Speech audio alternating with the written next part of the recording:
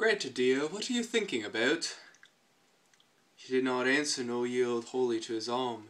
He said again, softly, "Tell me what it is, Greta. I think I know what is the matter. Do I know?" She did not answer at once. Then she said in an outburst of tears, "Oh, I'm thinking about that song, The Lass of Aughrim." "What about the song? Why does that make you cry?"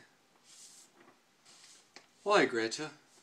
Thinking about a person long ago who used to sing that song." "And who was the person long ago?" "It was a person I used to know in Galway when I was living with my grandmother." "Someone you were in love with?" "It was a young boy I used to know, named Michael Fury. He used to sing that song, The Lass of Aughrim. He was very delicate."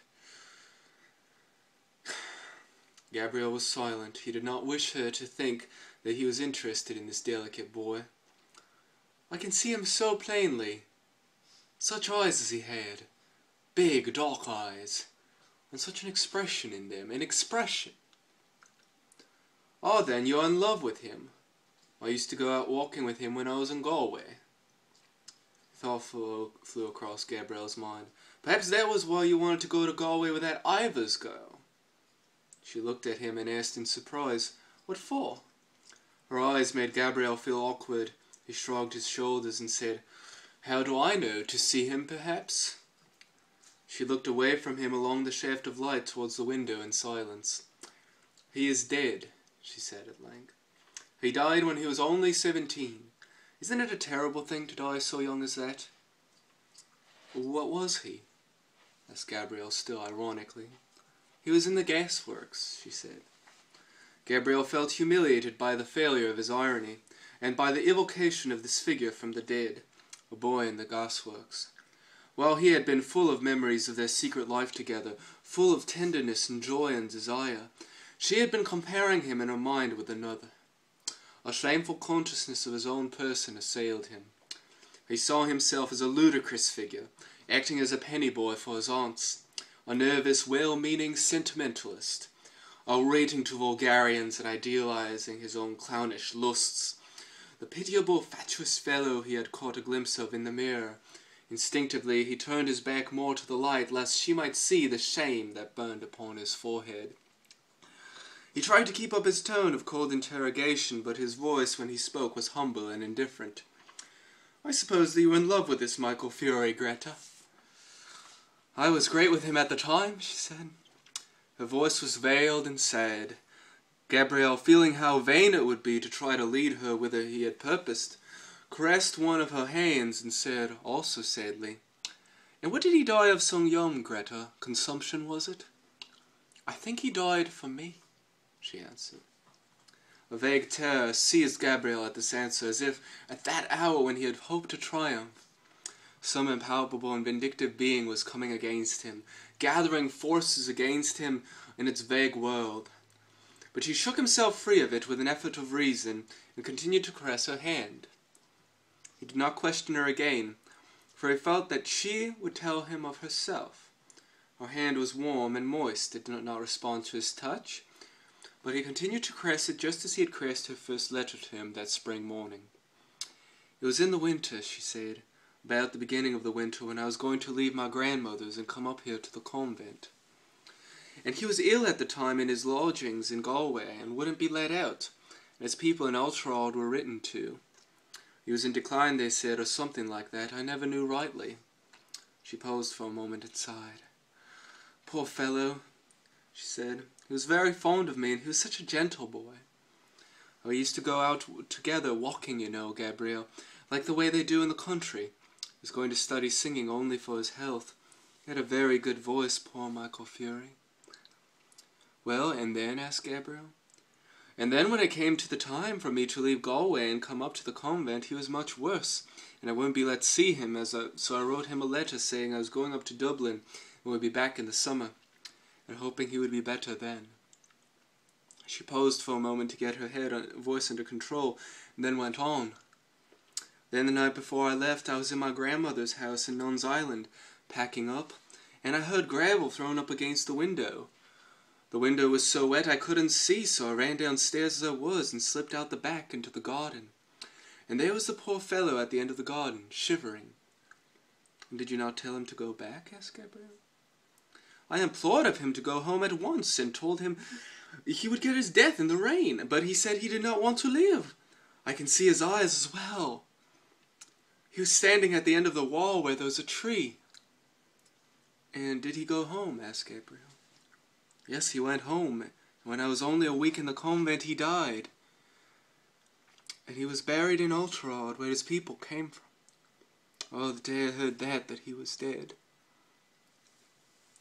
She stopped, choking with sobs, and overcome with emotion flung herself face downward on the bed, sobbing in the quilt. Gabrielle held her hand for a moment longer, irresolutely, and then, shy of intruding on her grief, let her fall gently and walked quietly to the window. She was fast asleep. Gabriel, leaning on his elbow, looked for a few moments unresentfully on her tangled hair and half-open mouth, listening to her deep-drawn breath. So she had had that romance in her life. A man had died for her sake. It hardly pained him now to think how poor part he, her husband, had played in her life. He watched her while she slept, as though he and she had never lived together as man and wife.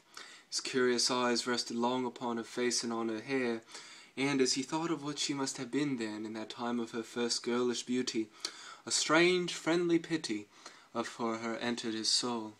He did not like to say, even to himself, that her face was no longer beautiful, but he knew that it was no longer the face for which Michael Furey had braved death.